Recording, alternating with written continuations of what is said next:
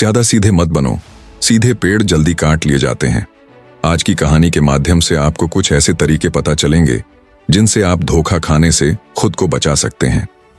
भावनात्मक रूप से कमजोर आदमी का लोग हमेशा फायदा उठाते रहते हैं। हम सबने देखा होगा, अपने आसपास जो भी इंसान नर्म दिल का होता है, यानी कि भावनात्मक रूप से करुणान होता है, वह अपनी करुणा से बस दूसरों की सहायता तो कर देता है, लेकिन बदले में उसे हमेशा धोखा ही मिलता है। तो क्या एक इंसान को भावनात्मक नहीं होना चाहिए? क्या उसे दूसरों पर भरोसा नहीं करना चाहिए? दूसरों की सहायता नहीं करनी चाहिए? क्या करुणावान और संवेदनशील होना गुनाह है? कोई गलती है? पाया तो यह जाता है कि कोई संवेदनशील आदमी दिल का अच्छा होता है, दूसरों की सहायता करता है, दूसरों का ख्याल रखता है, दूसरों से प्रेम करता है। प्रेम भी तो एक संवेदना ही है, वह भी तो एक भावना का रूप है। तो क्या प्रेम करना भी गलत हो जाता है? और ये तो आप सबको पता होगा कि प्रेम तो आध्यात्मिक साधना का एक बहुत महत्वपूर्ण कदम है। तो किस प्रकार एक इंसान समाज में संवेदनशील, करुणान और दयालु, यानी कि एक अच्छा आदमी बनकर रह सकता है, ताकि लोग उसका फायदा भी ना उठा पाए और वह अपने मन की अच्छाई, अपने मन की कोमलता, करुणा सब कुछ बरकरार भी रख सके। एक बार एक युवा लड़का जंगल के पेड़ों पर मुक्के मार रहा था। वह बड़े जोर जोर से मुक्के मार रहा था। वह अपने मन का गुस्सा निकालने की कोशिश कर रहा था। शायद उसको किसी ने धोखा दिया था, या फिर उसके साथ बहुत बुरा हुआ था, जिससे वह बहुत ज्यादा परेशान था। उसे कहीं भी शांति नहीं मिल रही थी। वह लगातार उस पेड़ पर मुक्का मार रहा था, जिससे उसकी उंगलियां लहूलुहान हो चुकी थीं। उसी जंगल में एक शीतल पानी का झरना था। वहां पर एक भिक्षु रोज संध्या समय स्नान करने आया करते थे। यह उनका नित्य का नियम था। आज जब वह बिच्छू इस रास्ते से स्नान करने के लिए उस जंगल में आया, तो उसने उस लड़के की हालत देखी। वह जोर जोर से चीख रहा था, रो रहा था और लगातार मुक्के मारे जा रहा था। उस लड़के के आसपास कोई मौजूद नहीं था। इससे उस भिक्षु को उस युवक की चिंता होने लगी। उसने सोचा कि कहीं मैं इसे ऐसे ही छोड़ दूं और कहीं यह आत्महत्या कर ले। तो ऐसे विचार आने के बाद भी वह कुछ नहीं बोला और लगातार उस युवक की तरफ देखे जा रहा था। बिच्छू एकदम चुपचाप खड़ा हुआ था। उसने युवक से कुछ नहीं बोला, कुछ नहीं कहा, बस वह उसको लगातार देखता रहा। कुछ देर तक तो उस युवक ने उस भिक्षु को नजरअंदाज किया, लेकिन कुछ देर बाद उसे अजीब सा लगने लगा। उसने सोचा, ना तो यह मुझे रोक रहा है और ना ही कुछ कह रहा है, यह तो बस मुझे देखे जा रहा है। इसका क्या मतलब है? बड़ा अजीब आदमी है। ऐसे ही विचार उस लड़के के मन में उठने लगे थे। जब कुछ देर बाद भी वह बिच्छू कुछ नहीं बोला, तो लड़के ने अचानक से उससे पूछा कि महाशय, आप अपने रास्ते क्यों नहीं चले जाते? आपको क्या मतलब? आप खड़े हुए मुझे देख क्यों रहे हैं?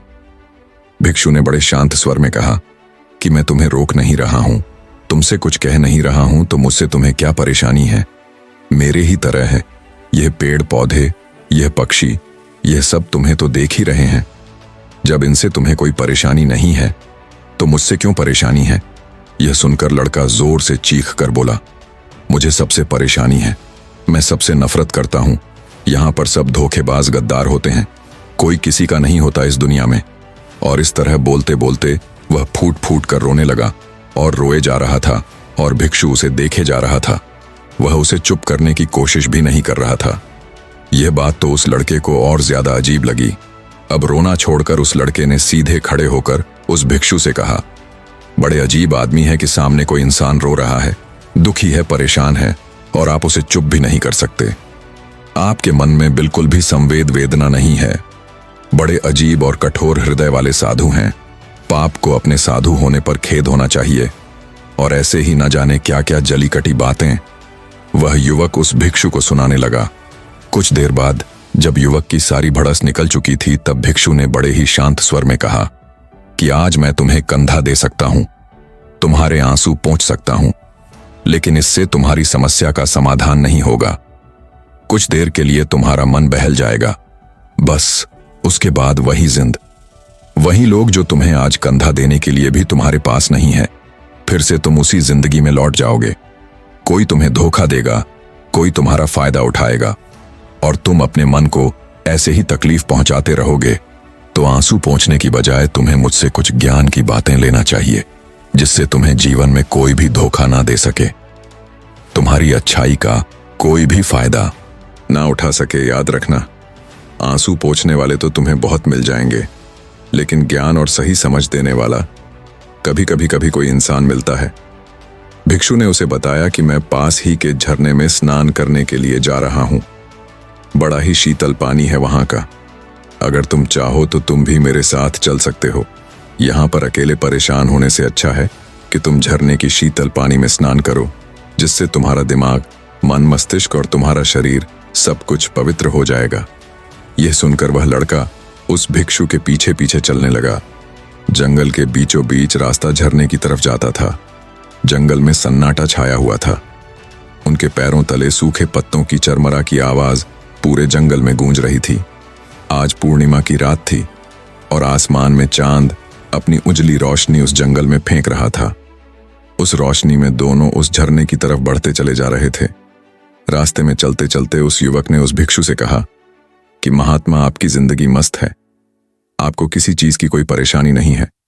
आपको पता है कि दुनिया में कैसे कैसे लोग बसते हैं, कितने धोखेबाज, कितने मक्कार, और सबसे बड़ी बात, अपने लोग ही धोखा देते हैं, जिनसे हम प्रेम करते हैं, जिनको हम अपना मानते हैं। जब उन्हीं से धोखा मिलता है तो कैसा महसूस होता है। कभी कभी तो ऐसे लगता है कि भोले और दयालु लोगों के लिए यह दुनिया नहीं बनी है। ये धोखेबाजों के लिए है, मक्कार के लिए है। वही यहाँ पर फलते फूलते हैं, वही आनंद से जीते हैं। और हमारे जैसे लोग जो दूसरों की सहायता करते हैं, दूसरों को अपना मानते हैं, वह हमेशा जीवन भर दुख में रहते हैं। यही जीवन की सत्यता है और यही संसार है जिसमें हमें रोज घुट घुट कर मरना पड़ता है। आपने सही किया, ऐसे जिंदगी को त्याग दिया, पीछे छोड़ दिया।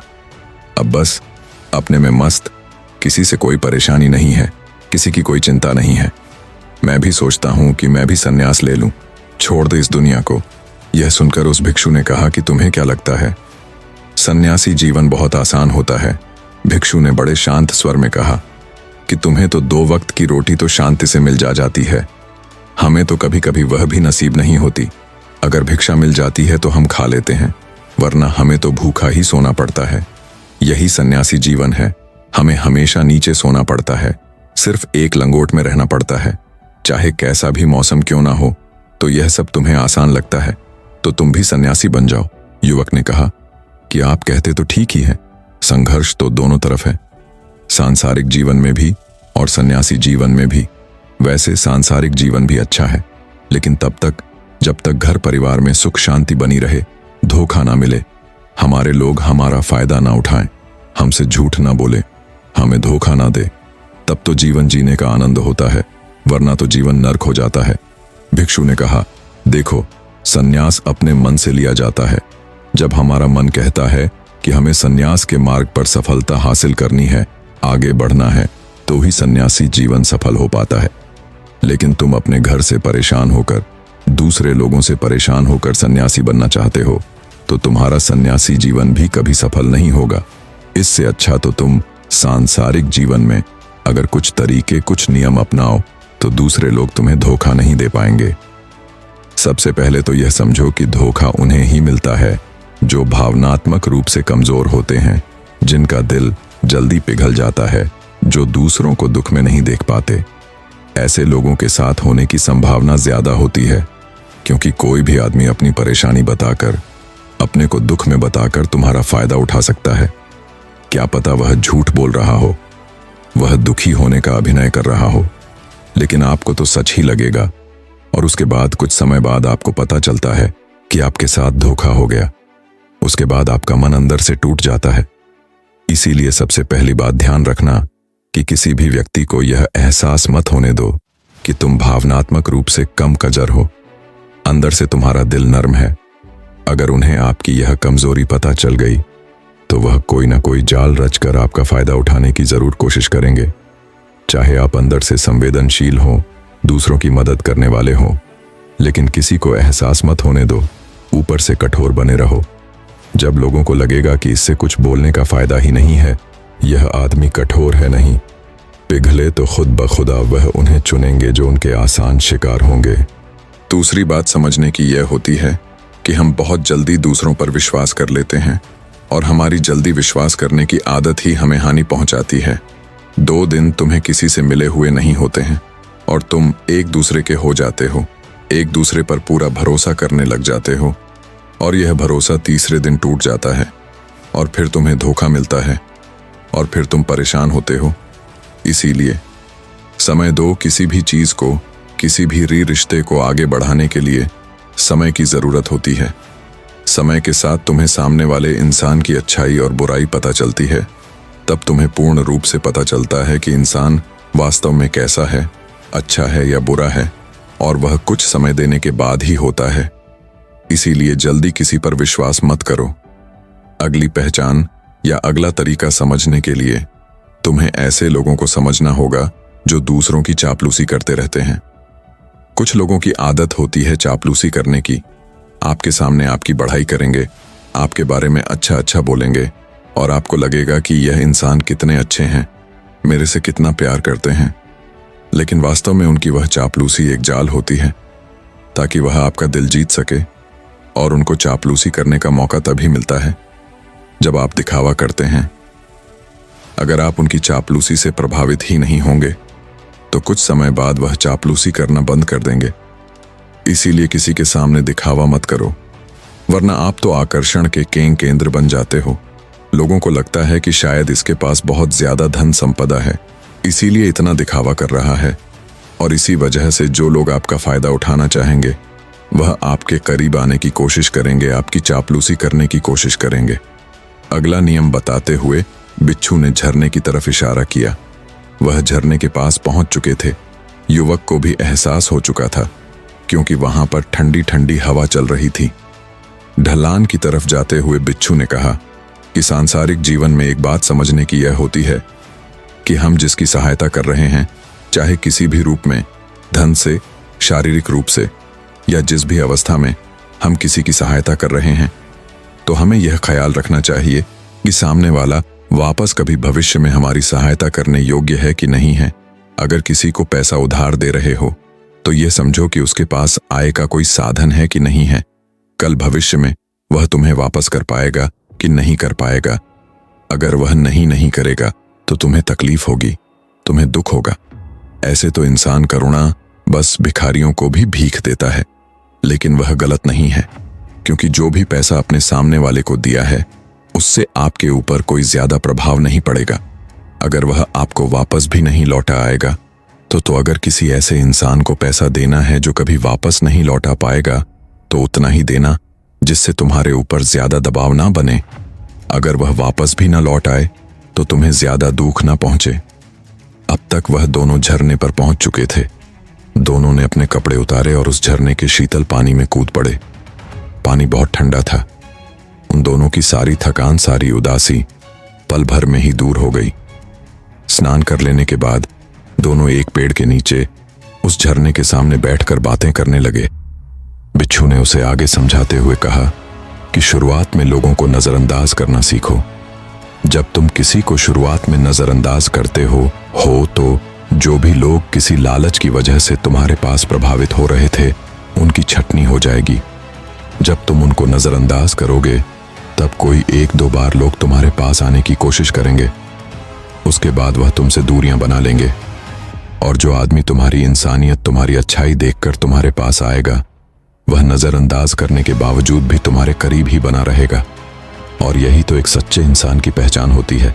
जो हमारे अपने होते हैं उनसे हम लड़ भी लेते हैं, झगड़ भी लेते हैं, उसके बावजूद भी वह हमारी बातों का बुरा नहीं मानते हैं।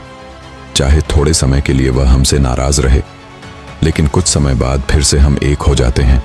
और यही तो घर परिवार का मतलब होता है, यही तो अपनों का मतलब होता है। इसीलिए शुरुआत में अनजान लोगों को नजरअंदाज करना सीखो, इग्नोर करना सीखो, ताकि धोखेबाज मक्कार लोग तुम्हारे करीब ही ना आ पाए। अपने इस वार्तालाप को खत्म करते हुए भिक्षु ने अपनी आखिरी बात बताते हुए कहा कि यह आखिरी सीख सबसे ज्यादा महत्वपूर्ण है। सब कुछ होने के बाद भी तुम्हें धोखे मिल सकते हैं, लेकिन तुम अगर अपने आंख और कान और अपना दिमाग खोलकर रखते हो, अगर तुम होश में रहोगे, ध्यान करोगे, तो तुम्हें इंसान की आंखें देखते ही समझ में आ जाएगा कि उसे तुमसे क्या चाहिए। तुम उसकी इच्छा और उसका स्वभाव उसकी आंखों में ही पढ़ सकते हो।